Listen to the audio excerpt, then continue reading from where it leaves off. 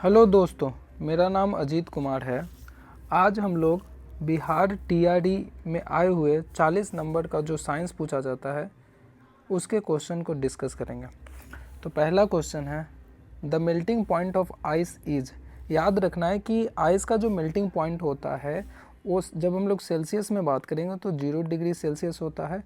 साथ ही साथ जब हम लोग इसको कैल्विन में बात करते हैं तो 273.15 कैल्विन होता है। अच्छा, यहाँ पे एक फार्मूला याद रखने की ज़रूरत है, जो जब हम लोग टेम्परेचर कन्वर्जन करते हैं तो टेम्परेचर कन्वर्जन में एक बहुत ज़्यादा इंपॉर्टेंट फार्मूला है। वो फार्मूला कौन सा है? याद रखो, C/5 is equal to F-32/9 9 is equal to K-273/5 is equal to R/4। अब यहाँ एक बात याद रखने की ज़रूरत है, यहाँ जो C है ना, C डिनोट करता है डिग्री सेल्सियस को, ओके, और F डिनोट करता है फ़ारेनहाइट को, और K4 केल्विन होता है ना। मतलब टेम्परेचर को हम लोग डिग्री सेल्सियस में भी मेजर कर सकते हैं, फ़ारेनहाइट में भी मेजर कर सकते हैं, केल्विन में भी मेजर कर सकते हैं। अच्छा, टेम्परेचर को मेजर करने का एक दूसरा यूनिट भी है जो ज़्यादा कॉमन नहीं है, ये होता है R फॉर रोमर, है ना। तो टेम्परेचर को रोमर में भी मेजर कर सकते हैं। तो कौन सा फार्मूला आपको याद रखना है? फार्मूला है C/5 is equal to F-32/9 is equal to K-273/5 is equal to R/4। अच्छा, यहाँ पे देखो 0 डिग्री सेल्सियस है ना, 0 डिग्री सेल्सियस को जब हम लोग केल्विन में कन्वर्ट करना होगा तो हम लोग क्या करेंगे, इसको इसके साथ कंपेयर करेंगे, है ना। मतलब C/5 is equal to K-273/5 को हम लोग कंपेयर करेंगे तो 5 से 5 कैंसल आउट हो जाएगा। तो C इज इक्वल टू क्या हुआ, K-273, है ना। अब हमको केल्विन निकालना, तो यहाँ से केल्विन इज इक्वल टू क्या हो जाएगा, C+273। इसका मतलब ये हुआ कि जब केल्विन सेल्सियस से केल्विन में कन्वर्ट करना हो तो हम लोग क्या करते हैं, जो भी डिग्री सेल्सियस यहाँ पे दिया हुआ रहता है, तो यहाँ पे देखिए 0 डिग्री सेल्सियस क्या था, मेल्टिंग पॉइंट ऑफ आइस था, तो 0 + 273 कितना हो जाएगा, 273 हो जाएगा, है ना। तो जब केल्विन टेम्परेचर में आइस का जो मेल्टिंग पॉइंट होता है वो 273 केल्विन होता है। तो इसका आंसर हो जाएगा A, more than one of the above, मतलब डी। ठीक है, नेक्स्ट क्वेश्चन क्या बोल रहा है, when a solid melts its temperature. याद रखना है कि जब सॉलिड मेल्ट करता है तो इसका टेम्परेचर जो होता है कांस्टेंट रहता है। क्या रहता है? टेम्परेचर कांस्टेंट रहता है। मान लो कि कोई सॉलिड, जैसे आइस एक सॉलिड है, जब ये मेल्ट होगा किस में, आइस कन्वर्ट हो जाएगा किस में, वाटर में। जब आइस वाटर में कन्वर्ट होगा तो इसका जो टेम्परेचर की हम लोग बात करेंगे ना, तो टेम्परेचर में कोई बदलाव नहीं होगा, टेम्परेचर क्या होगा, हमेशा कांस्टेंट होगा। अगला question, a scattering of beam of light is called. तो scattering of a beam of light is called Tyndall effect, है ना। अच्छा, टिंडल इफेक्ट कहाँ देखने को मिलता है? टिंडल इफेक्ट आपको देखने को मिलेगा कोलाइडल पार्टिकल्स में, साथ ही साथ सस्पेंशन में। कहाँ पे? कोलाइडल पार्टिकल्स और सस्पेंशन में। तो इसका आंसर क्या है, Tyndall effect. Next question, following activities take place during burning of candle. अच्छा, पूछा जा रहा है कि जब कैंडल जलता है ना तो कौन सा एक्टिविटी होता है। यहाँ पे ऑप्शन है physical change, chemical change, burning. तो याद रखोगे जब कैंडल जलता है ना तो इसमें दोनों चीज़ होते हैं, फिजिकल चेंज भी होता है, साथ ही साथ केमिकल चेंज भी होता है। अच्छा, मेल्टिंग ऑफ वैक्स क्या है, फिजिकल चेंज है, और बर्निंग ऑफ वैक्स क्या है, केमिकल चेंज है। दोनों एक साथ हो रहा है, तो मतलब इसका क्या हो जाएगा, फिजिकल चेंज के साथ साथ क्या हो रहा है, केमिकल चेंज भी हो रहा है। तो इसका आंसर क्या हो जाएगा, डी हो जाएगा, है ना। अगला question, which of the following elements are not in liquid state at room temperature. निम्नलिखित में से कौन सा एलिमेंट, मतलब तत्व जो है रूम टेम्परेचर पर नहीं पाया जाता। तो यहाँ पे जो भी ऑप्शन गिवन है, जैसे यहाँ पे सीजियम गिवन है, क्या गिवन है, सीजियम गिवन है, सीजियम हो गया, ब्रोमीन हो गया और गैलियम हो गया। याद रखोगे सीजियम, ब्रोमीन और गैलियम तीनों के तीनों ऐसा तत्व है जो रूम टेम्परेचर पर लिक्विड स्टेट में पाया जाता है ना। अच्छा, ब्रोमीन एक नॉन मेटल है, ब्रोमीन क्या है, नॉन मेटल है, नॉन मेटल है। ठीक है, जब हम लोग बात करते हैं सीजियम का, सीजियम और गैलियम का, गैलियम का, ये दोनों के दोनों मेटल है ना।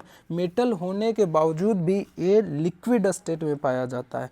एक चीज़ और याद रखोगे कि सीजियम का जो एटॉमिक नंबर होता है, सीजियम का एटॉमिक नंबर 55 होता है और गैलियम का एटॉमिक नंबर 31 होता है। सीजियम का एटॉमिक नंबर कितना होता है? 55 होता है और गैलियम का एटॉमिक नंबर 31 होता है।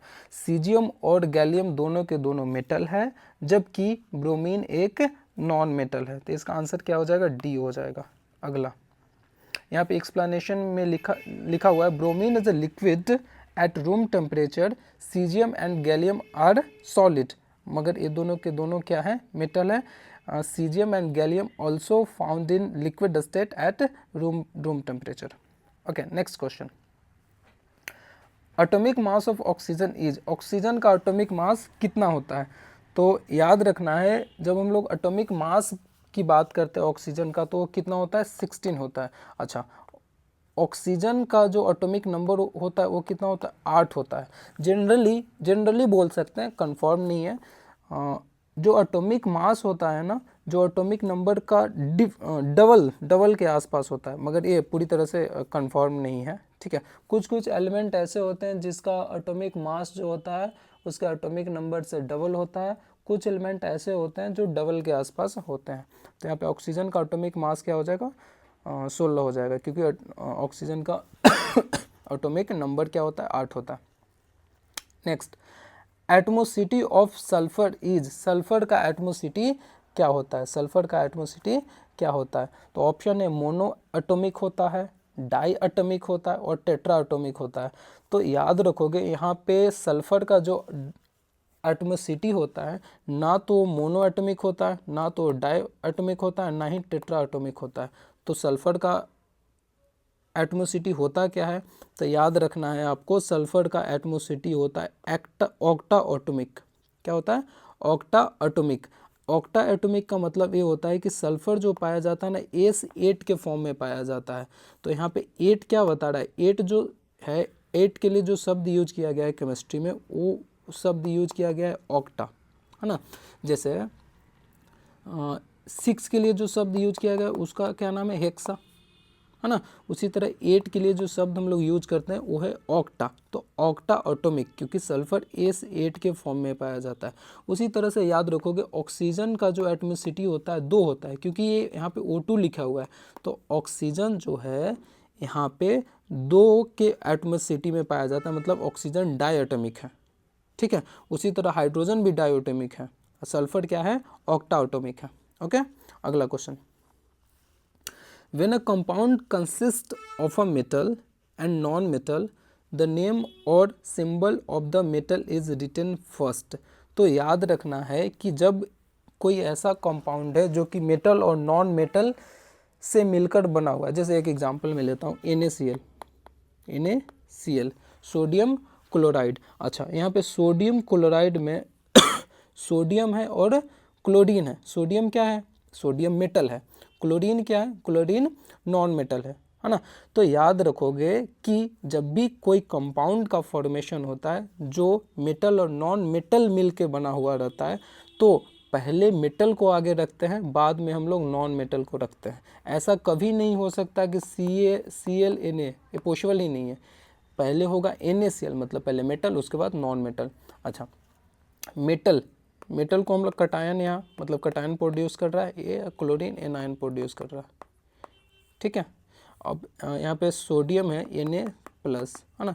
तो यहाँ पे प्लस जो साइन दिखाई दे रहा है वो कटायन को शो कर रहा है, क्लोरीन माइनस ए एनायन को शो कर रहा है। तो इस चीज़ को आपको जानना है। तो इसका आंसर क्या हो जाएगा? First, option A. इसका आंसर क्या था? इसका आंसर डी था। ठीक, अगला।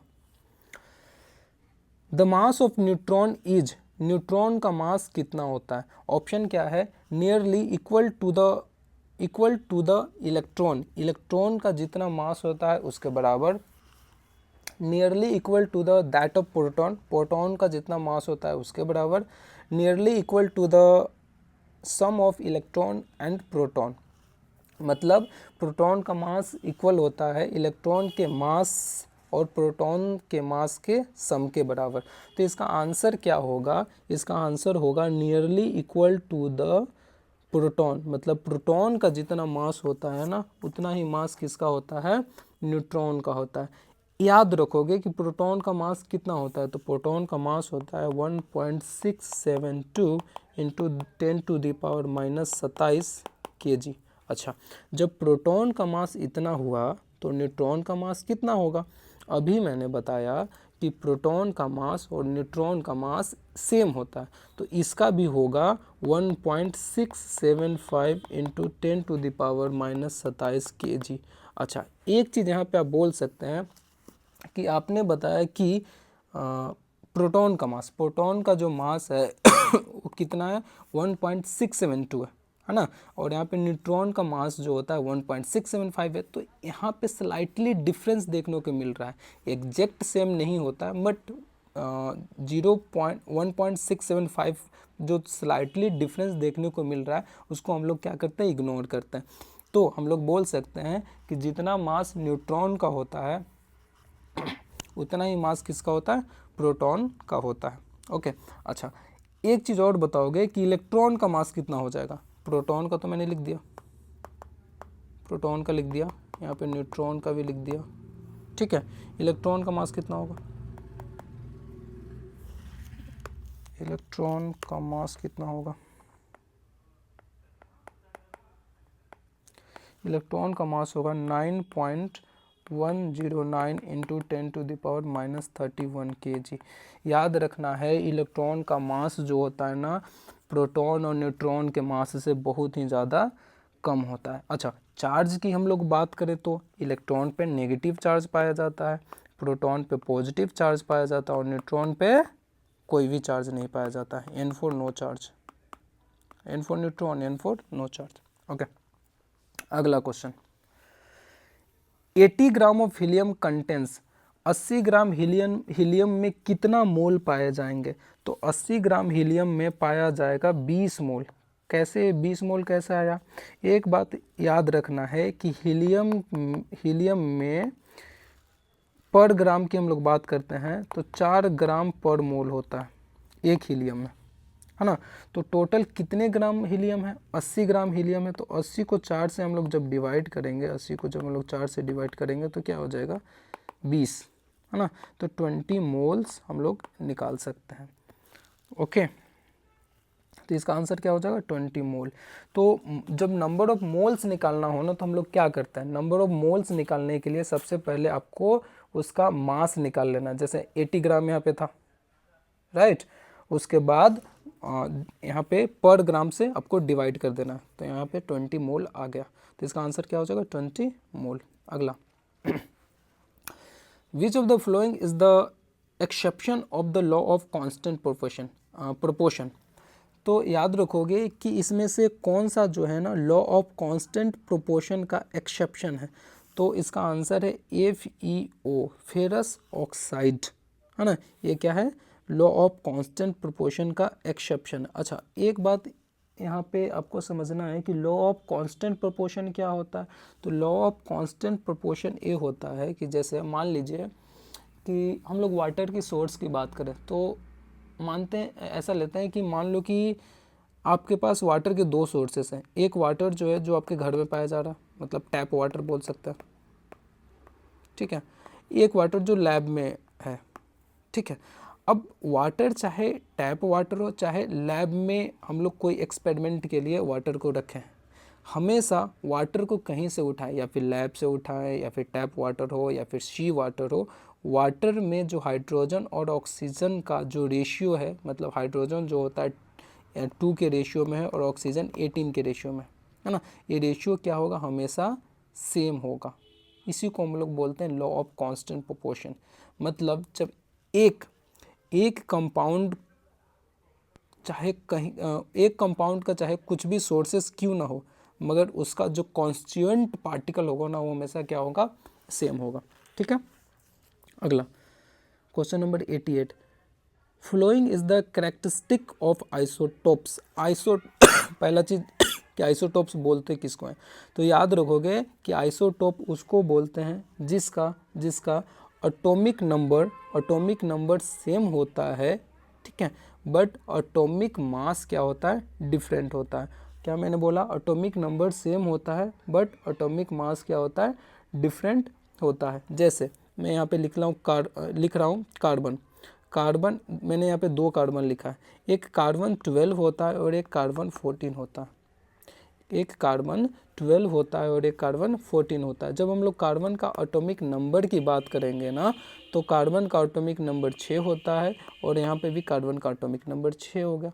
अच्छा, यहाँ पे कार्बन का एटॉमिक नंबर दोनों जगह तो सेम है बट एटॉमिक मास डिफरेंट हो गया, एटॉमिक मास डिफरेंट हो गया है। तो इस कंडीशन में इस तरीके के जो एलिमेंट्स होते हैं उसको हम लोग आइसोटोप्स बोलते हैं, जिसका एटॉमिक नंबर तो सेम होता है बट एटॉमिक मास क्या होता है, डिफरेंट होता है। अच्छा, कार्बन 14 के बारे में थोड़ा सा हम लोगों को जान लेना है। कार्बन 14 एक ऐसा एलिमेंट है जो रेडियो एक्टिव एलिमेंट है। क्या है, रेडियो एक्टिव एलिमेंट है। साथ ही साथ एक बात और याद रखना है कि कार्बन 12 में 6 क्या हो जाएंगे, प्रोटॉन हो जाएंगे और 6 न्यूट्रॉन हो जाएंगे। उसी तरह जब हम लोग कार्बन 14 की बात करते हैं, कार्बन 14 की बात करते हैं तो इसमें 6 क्या हो जाएंगे, न्यूट्रॉन हो जाएंगे, 6 प्रोटॉन हो जाएंगे, 8 क्या हो जाएंगे, न्यूट्रॉन हो जाएंगे, है ना। तो ये 14 कैसे आया, क्योंकि एकरा में इसमें 8 न्यूट्रॉन हो गया, है ना, तो 8 6 क्या हो गया, 14 हो गया, है ना।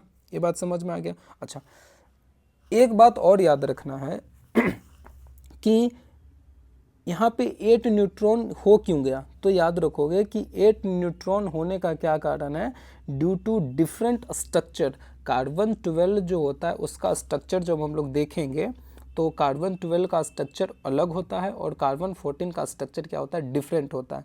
तो यहाँ पे न्यूट्रॉन में जो डिफरेंस देखने को मिला है वो डिफरेंट स्ट्रक्चर के कारण देखने को मिला है।